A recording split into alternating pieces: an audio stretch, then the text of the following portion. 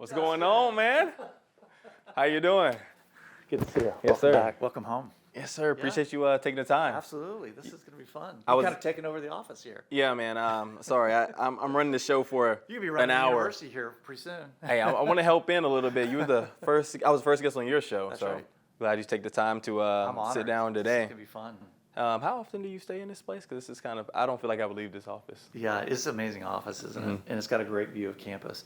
I'm in here most every day when I'm on campus Mm-hmm. and use it for meetings and things like that. This couch is good for nap taking too. Yeah. I can vouch for that. You have time to take a nap as the president? Not really, okay. yeah. Yeah. But I know it's there if I need it. Yeah. But as you know, Dr. Westmoreland was in this office. Dr. Quartz was in this office. So this office is pretty historical. It's home to greats. I don't know about that, but yeah. Hey, you're gonna have your picture displayed up one day. That's right. But no, I appreciate you taking the time to sit down. Absolutely. Yes, This is sir. going to be fun.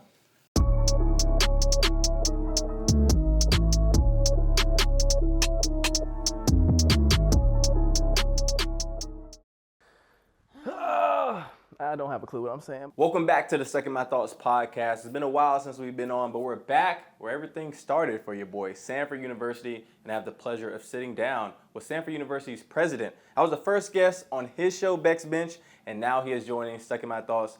Welcome, Dr. Taylor. Thank you, Justin. You know, you're bringing up some great memories there. I've got my own video series, Beck's Bench. Mm-hmm. And when I launched it, my first semester at Samford, I thought, who should I get to help me launch this new video series? Justin Stuckey, he's the guy. And man, I appreciate it. And you really helped me out. Thank you. That was a fun time, and that was some years ago. I'm starting to realize we talked about before we got on. Time don't wait on nobody. That's right. So That's it's going far. They're going fast. But let's go back in time for you. Born in Arkansas. I was. Moved around a lot. Son of a beauty queen and a Baptist preacher. That's right. How do you feel like your upbringing shaped you to who you are?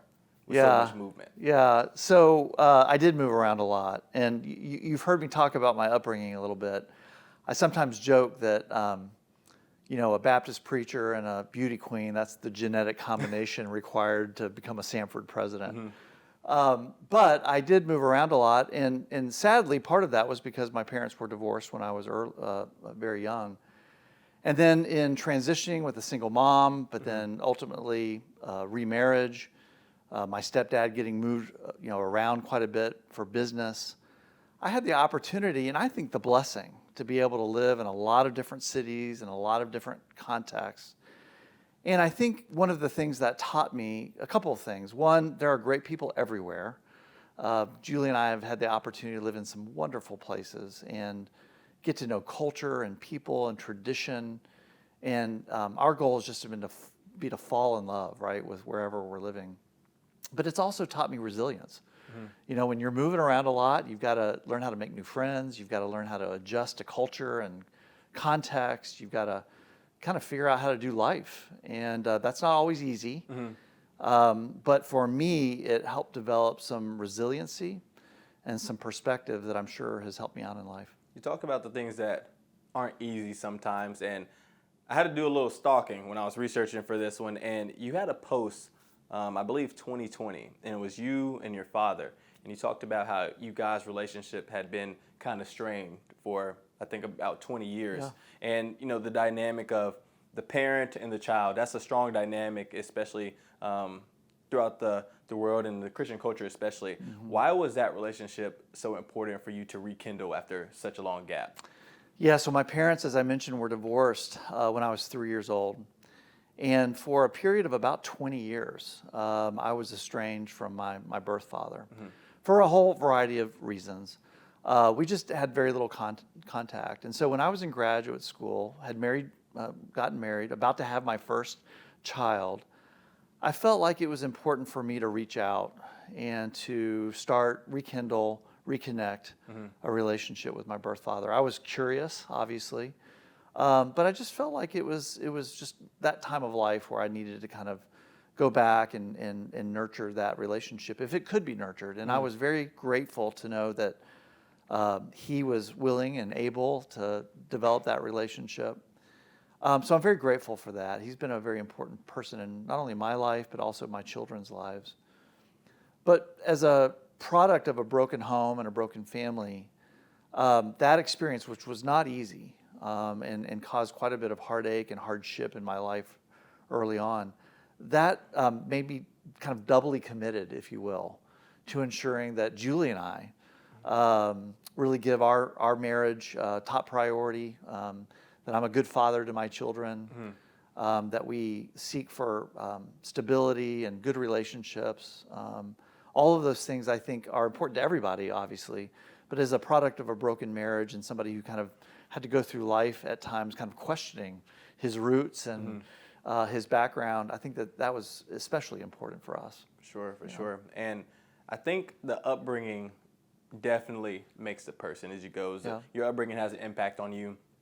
And being somebody who grew up in a Christian home, there's always a time where everybody has to come to terms with their own faith. And for you, and I'll let you talk about it, what happened your junior year of high school at the beach on South Padre Island?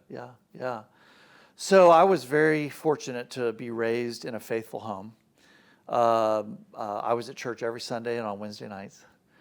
And so that upbringing, I think, gave me a sense of who I was in Christ at a very young age. And so I can't remember, Justin, a time in my life when I don't feel like I was being cared for by God, that I wasn't connected to God in some way.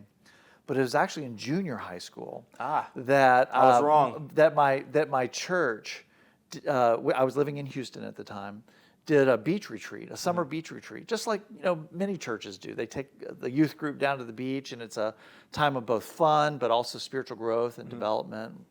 Read the Bible and pray and just learn a little bit more about God in the process. But that was the moment that the Holy Spirit took in my life to confront me as somebody who really needed Jesus in my life and in my heart, and to accept him as my personal Lord and Savior. And so while I felt like I had a faithful upbringing and a connection to the Lord my entire life, it was that time about 12 years old where I felt like, okay, I own this now, and now I need to make a decision for the Lord. And so was baptized that summer, an amazing experience. And the Lord has been faithful in my life ever since. Good to hear. My research was a little off. 12 years old, that's impressive. Junior high. So once you get to high school, at some point in time, you decide, I'm going to take my talents to Baylor University. And like many students, you got there and you didn't necessarily know what you wanted to do. That's right. How did you navigate the unknown about the future? I mean, that's what's so fun about college and the college experience. I know there's a lot of pressure on students to be able to answer the question, what's your major, your freshman year? You remember that? Everybody asks you, what's your major? And I encourage students to have an answer to that question, but hold it loosely, because what's so fun about college, I think, especially that freshman year, that sophomore year, is the opportunity at places like Samford to really explore new interests, to kind of confirm maybe some of the things you thought when you were coming into college, and to really get a broad experience to a lot of different disciplines and majors, so that that sophomore year, early junior year, you can really make an informed decision. I ended up at Baylor, went straight into the business school, probably primarily because my stepfather was a businessman, and so that's where I would start, and declared a finance and economics double major, and ended up keeping that major all the way through college. But just along the way, much like you experienced here at Samford, at Baylor, I had the wonderful opportunity to get to know faculty members who were invested in my success and in my life, a number of different mentors that were very important. And in each case, they really affirmed my interest ultimately in the academic study of economics, which is what I did my master's and PhD in, and really, I think, honed in me that call to higher education. And so college was a great experience. But the number one great thing about college for me is I got to meet Julie Taylor. She wasn't Julie Taylor at the time. Julie Deering, my wife. We met our first day of our freshman year. Oh, man. In class. Calculus 1. Imagine that. 8 o'clock in the morning. 8 a.m. 8 a.m., Calculus 1. And sitting next to me was this beautiful, smart young woman. We ended up dating all 4 years and getting married right after graduation. So I can count a lot of successful things in college, but that's the number one success right there. What was the pickup line, first move? You sit in class at 8 a.m. Man. What did you say? I was kind of a stalker. I'm kind of embarrassed about this now when I tell students, but this was the days before FERPA, when professors would pass literally a sheet of paper around the room, and we would write our names and our telephone numbers and our. Oh man. And so, Justin, I'm not proud of this fact, but it worked out. I actually copied down her name and her phone number right then. And so it wasn't probably too long after that where I probably gave her a call and said, hey, let's get together and study some Calculus 1. Who is this? Man, that's... Yeah. I'm not going to try that one in this day of social media and things like that. But things have changed a little bit. But like I said, 32 years later, 3 children, it worked out. That's the best thing. Better than a degree. I believe that. That's so right. You picked up another degree. You went to Purdue for graduate school. And then from there, like, your professional career started to take off. You were an analyst. You were a professor of economics, associate dean, president at Whitworth University. Was so much going on and so many successes. How would you define what success is? Oh wow, that's a hard and a great question. Success in many ways are, I'm after success, you're after success. Success is not something that we should try to shy away from, but I think we have to define success in a way that aligns with our morals and our faith. And I think ultimately, success for me personally is being found faithful, right? Being found faithful to the Lord for the gifts and the opportunities that He's so generously given to me. And being a good steward of those things, right? Whether that's a family and children, whether that's a role and a vocation as a leader. So I think the first thing I would point to is just, being found faithful. If I can be found faithful, despite, the successes and failures in life, I think that's successful for me. But, when you get to talk about kind of success in terms of a professional life and things like that, I think as a leader, for me, being successful means helping other people succeed. When you become the CEO or the president of an organization, so much of your life and your time is spent trying to help others achieve their goals. Here at Samford, first and foremost, it's our students, right? We want to see our students succeed. We want to see them find out more about who they are and the gifts that they have. Justin, it was so fun to see, your career here at Samford as a student and as an athlete, what you've been able to achieve post graduation. That's success, right? The opportunity to help come alongside people and help them to achieve their goals, or maybe broadening it a little bit to help a collective group of people, a place like a university or a corporation or a business of some kind, to achieve organizational success, right? So I have the great privilege of leading Samford University, 6,000 students, 1,500 employees, 57,000 alumni. That's a lot of people. But part of success for me in leading Samford is to see all of those people moving in the same direction. Achieving success certainly in their personal lives, but also to build up this institution, which has meant so much in the lives of so many. For sure. And in life, we don't always bat 1,000. I always say that failures make the successes.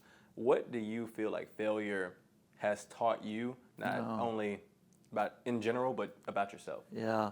If leaders tell you that they don't fail and fail often, they're lying.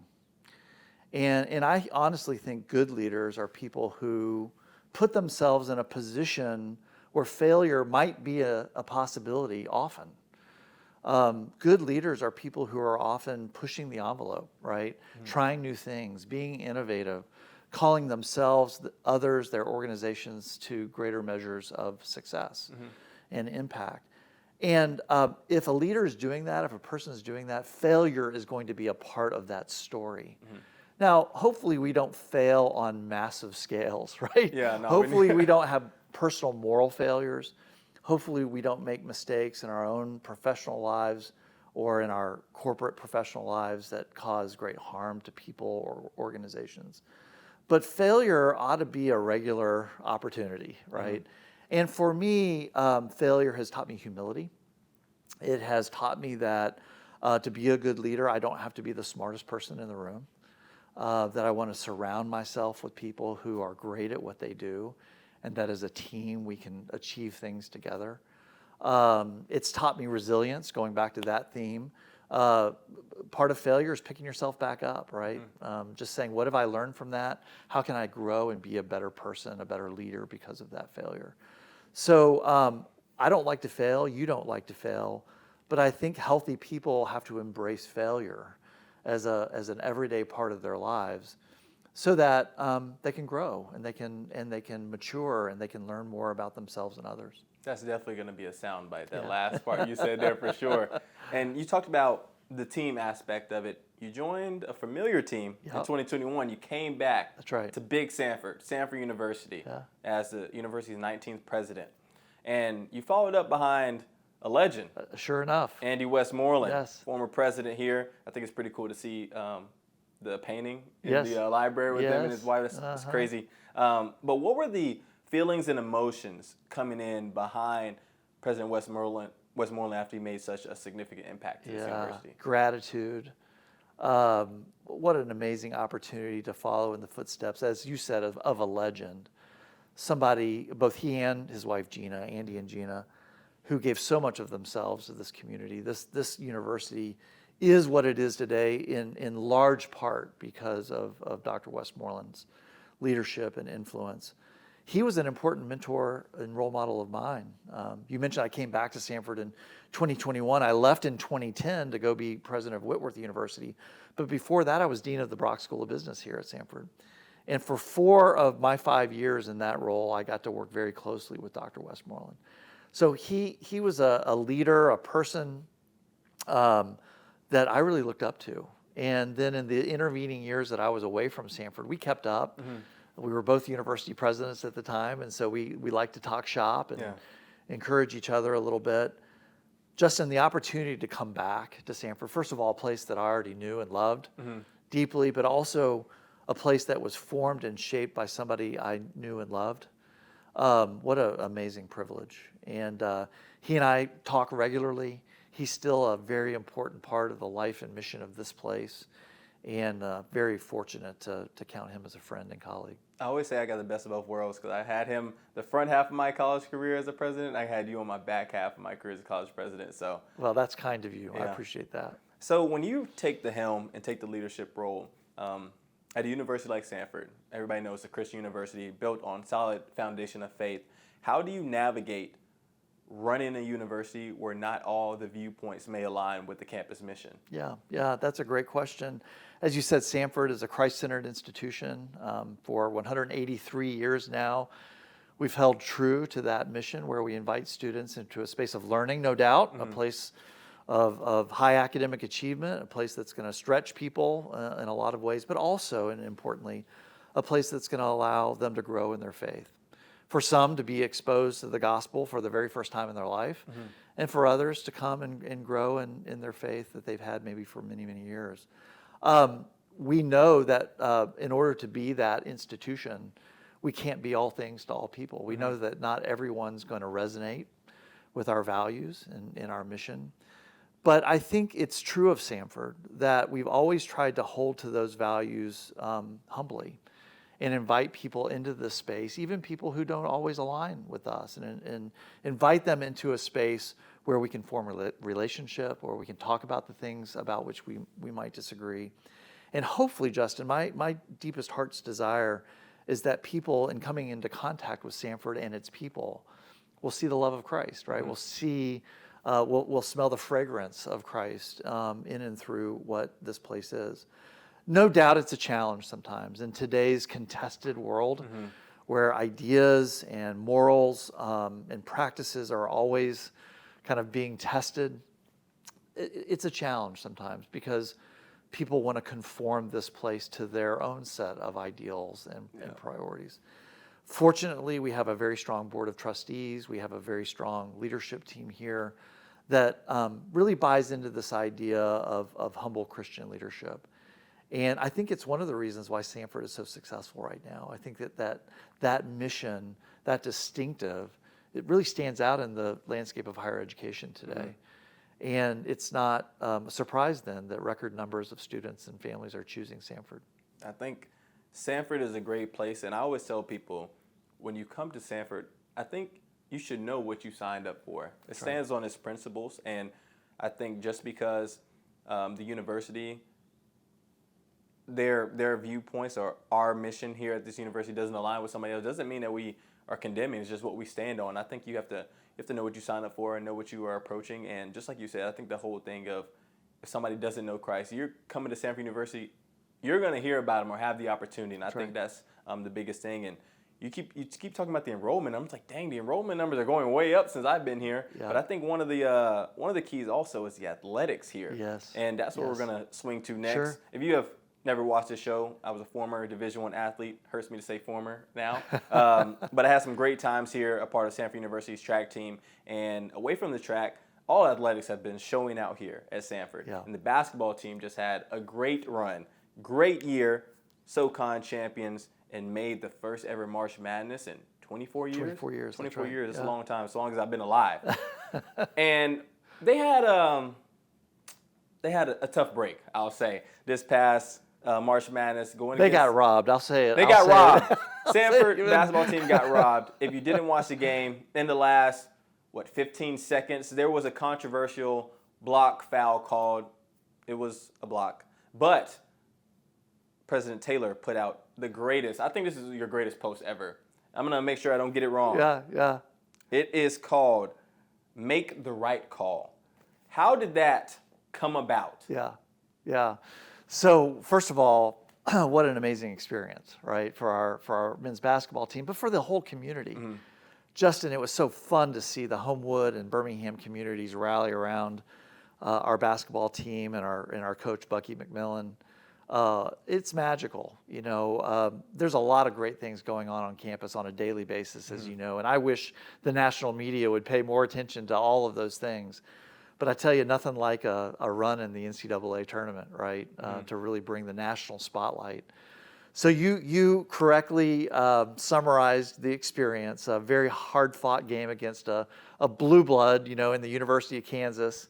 And our guys, we were down 22 points twice in that game and rallied back, and 17,000 people on their feet at the United Center there in Salt Lake City. It was just an amazing experience. But AJ State McCray went up for a fantastic block. We were on the wrong end of that call. They go on to win the game. So we're milling around, at the end of the game. And I'm talking to our media folks, and we're just talking about, do we have any pictures of that block? And sure enough, we had a lot of great pictures of it. And I wish, Justin, that I could take credit for the make the right call, choose Samford. Mm-hmm. But it was one of our students that actually came up with one of our student interns that kind of came up with that. And so I kid you not, we milled around the arena there for probably an hour, hugging on each other and celebrating with the team. But when we boarded the bus there at the United Center to go back to the hotel, somebody showed me that graphic that has since gone viral.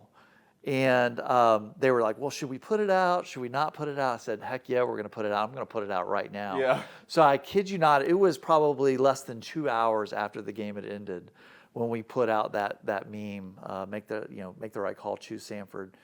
And it absolutely blew up. And I think part of the success was, obviously, it happened right away. We were able to get it right out. But I wish I could take credit for that success. But believe it or not, maybe it's expected. One of our great students came up with that. I was in Tallahassee, Florida, at a track meet when the game was going on. It was like 1:30. And so by that time, I had to go to sleep by the time it went out. But I woke up in the morning, and I was like, what in the world? I was like, at first I thought like Samford Athletics or somebody posted. I was like, President Taylor? I was like, this right here is marketing. So it really blew up, and I thought that was great, but also just a great message, like choose Samford. There's many students choosing Samford. I was one of them. Back in the back, we have guys on set that chose Samford. Yeah. Why should students choose Samford? What makes the university so special? Yeah. It is a special place. In addition to the Christ-centeredness that we talked about earlier, this amazing opportunity that students have to bring their whole selves. So many places ask you to check an important part of yourself at the gate or at the door. This is a place that invites students to bring their whole selves to their college experience. I think that's a tremendous calling card. I think a couple of other things. One, we're big enough here at Samford, really where students can have any kind of opportunity they want. We've got hundreds of majors. We've got 10 colleges and schools to choose from. NCAA Division I athletics, clubs, organizations of Greek life is exploding here. We just have all kinds of opportunities here. So students aren't going to sacrifice anything by coming to a middle-sized university like Samford. But importantly, we're also small enough, right, where relationships matter. Justin, you and I got to know each other. There aren't too many places, I think, where the university president and many students get to know one another the way we have gotten to know one another. And I think that students here at Samford experience that with their mentors, with their faculty members. And so this is a place where relationship matters. And so being a small to mid-sized campus really allows for that. And students know they're just not a number here. So big enough to really provide students huge opportunities, but small enough where relationships matter. And then, Justin, by almost any measure, Samford is a wonderful quality institution. In the last 3 years, we've been named the #1 university by the Wall Street Journal in student engagement, just the ways our students take advantage of the leadership opportunities and other opportunities they've been given here. We're a top 10 university by that same publication in career preparation. Our academic programs are award-winning. Our students are amazing, win awards all the time for their academic achievement. So for a place that is rooted in faith and values, that gives students unlimited opportunities, where relationships matter, and where you're going to be able to be a successful person when you graduate, there aren't too many institutions in the country that I think combine all of those things the way Samford does. I think one part that you talked about that's so crucial is the relationship building, because I feel you hear it all the time. You're not going to remember what people say. You're going to remember how they made you feel. That's right. And I think that is the overarching theme of Samford, just the relationships you make and the way you interact with people and how they make you feel in the end. And you talked about our relationship. A big part, I feel like, about how our relationship developed, I was an ambassador here at Samford. And one of my favorite things I got to do as an ambassador was be a part of the donor dinners and going to your house, the president's house, and interacting with so many different people, Samford alums, people I had never met before. And those dinners were great. But you had an even greater dinner, and that's what I want to go to next. Tell us about how this came to be, the dinner with Colin Powell, Condoleezza Rice, and Zakaria. Yeah, so this was at my previous institution, and I had a tradition of bringing speakers onto campus to meet with our students. And as a result of that, I had the opportunity to have people in my home there. And so, these are three amazing people who have incredible global influence. Of course, Colin Powell has sadly passed away. But the opportunity to be able to sup with people who, have been on the world stage, have been in the room where it happened, if you know what I mean, just amazing people. And so just the privilege of being a university leader put me in a position to be able to interact with those kinds of people on a regular basis. I'm able to do that here at Samford as well. But just to be able to talk about stories, hear their leadership lessons.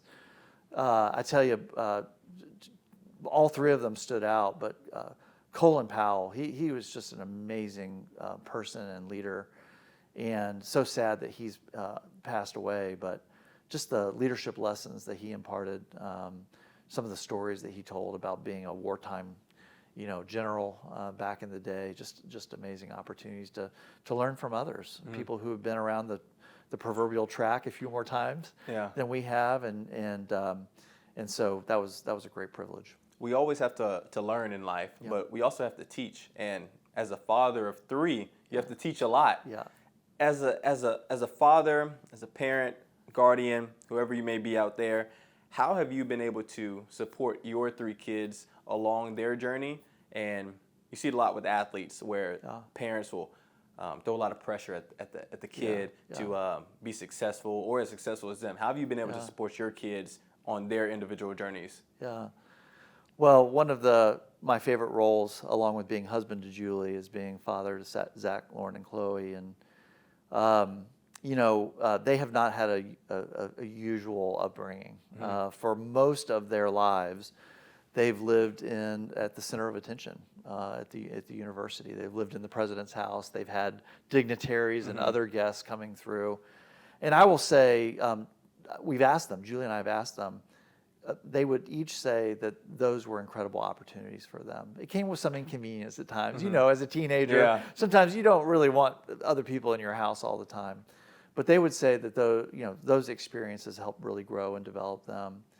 I think Julie and I have really tried to focus on really two things as we've raised our children. Number one, I'll go back to that faithfulness. The Lord has been such an important part of our lives, Julie's and mine, that we wanted to expose our children to the Lord. And I'm really grateful that all three count themselves as believers and followers of Christ. So raising them in an environment where our relationship with the Lord is first and foremost has been a priority. But I think a second priority has been to celebrate who they are. I'm an only child, so I didn't grow up with siblings. Julie has two siblings. But what I quickly realized is that siblings are different. And just when you figure out how to parent one of your children, you realize that that's not the way to parent another child. And so creating some versatility in terms of raising children is very important. But the thing we really tried to do is to celebrate who they are. My three children are very different people. Zach, as you know, is a recording artist, lives in Hollywood, cuts albums, goes on tours, does that kind of stuff. Very artistic, very creative. Our second child, Lauren, our oldest daughter, is a scientist. She's in medical school right now. Was a physicist, studied physics in college. And then our youngest, Chloe, whom you know, rising high school senior, she's very bright, intelligent. She's a dancer, kind of artistic as well. So, we've had to kind of figure out how to parent all three very different children. But what we've done is we've affirmed who the Lord has made them to be. And we've celebrated who they are. One thing I've learned about parenting is that my kids have become different people than what I probably would have scripted. And that's a good thing. That's a good thing. They are amazing kids, and I'm glad they weren't held back or restricted by anything that I might have created for them, but they've really lived into the people and the skills and the gifts and the experiences that God has given them. And you haven't raised them alone, and you've talked about your wife. I'm not going to call her by her first name, Mrs. Taylor, many times. And you mentioned this earlier. Your parents got divorced when you were 3, and I think this is important because my parents got divorced when I was 3, and there may be many students out there that have similar stories. After having divorced parents, you're about to approach your 32nd wedding anniversary. How did you approach your marriage to make sure that it was a prosperous one after having that, I guess, past trauma with your own parents? Yeah, absolutely. There's no question that you call it a trauma, that experience formed and shaped my priorities in marriage.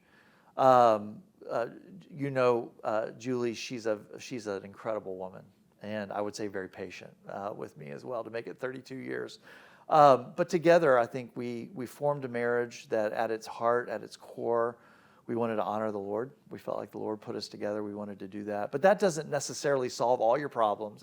Doesn't make waking up each day committed to having a healthy relationship, doesn't make that automatic. We've worked hard on our marriage. We've gone to marriage retreats. We've read books together. We've had to deal with conflict in our marriage, as any relationship would.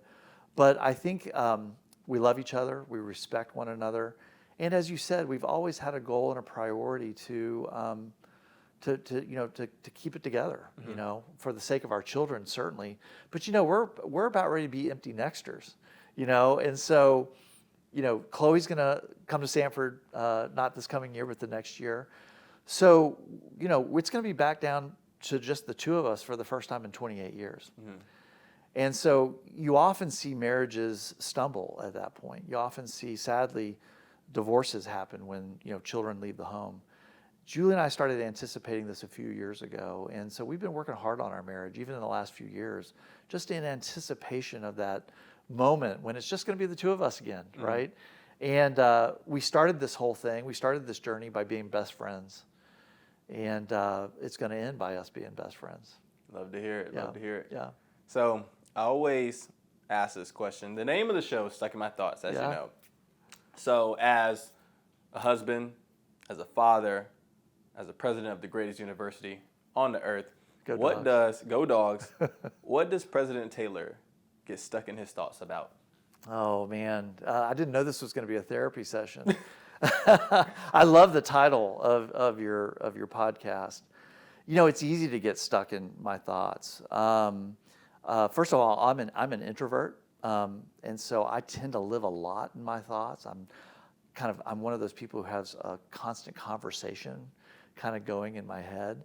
And sometimes that's not a healthy thing. Sometimes I can get stuck in my thoughts around buying into negativity, caring too much about what other people think, putting too much pressure on myself to be a perfectionist, not giving myself the grace to fail or not to be perfect. Those are all challenges that I face on a regular basis. That's my mental that I'm trying to kind of overcome on a regular basis. Like anybody else, I've got my warts, I've got my failures, I've got places where I need to be better. And a lot of times it's between these two ears, right, where I need to be better. And fortunately, you know, through my prayer life, through strong relationships, I'm constantly being called to that level of health. But I get stuck in my thoughts too, and it's often around performance. It's often around, am I being who I need to be? Am I living up to my own expectations? You know, you're an achiever as well, and so you know what I'm about to say is true. Often the biggest pressure we put on ourselves is from ourselves. And that's not always a bad thing, but when we start to think that other people are putting that same kind of pressure on us, that can sometimes lead to some negative feelings, emotions, some negative conversations. And so I've had to kind of learn that often people are expecting and asking of me far less than I'm expecting and asking of myself. And sometimes letting myself off the hook a little bit helps. Yeah, nothing wrong with that. I think it's important. One thing you mentioned is the pressure we put on ourselves. I think that's just the Samford way. Yeah. And nothing wrong with wanting to have high achievements, but like we talked about earlier, those high achievements are glimpses. There will be failures. There will be pitfalls along the way, but staying the course is important. And just from my perspective, you've done a great job at this university and leading this university. Campus is growing, enrollment is growing. It's happening here at Samford. Athletics is popping. So I appreciate you, number one, for being who you are as the leader of my alma mater, and I appreciate you being another guest on the show today. So I appreciate your time. Justin, thank you. This has been a pleasure. What an honor to be asked to be on your show, and we are so proud of you. I'm so proud of you. You are doing amazing things in life. You are living into the person God has created you to be. Know that I'm a big fan, and we look forward to watching what God is going to do in and through you in the coming years. Just know how much we love you and we appreciate you. Appreciate you. Yeah. And for all you guys tuning in, appreciate you joining another episode of Stuck in My Thoughts. Make sure you go ahead and like, comment, subscribe, share this everywhere, and we'll see you guys for the next one.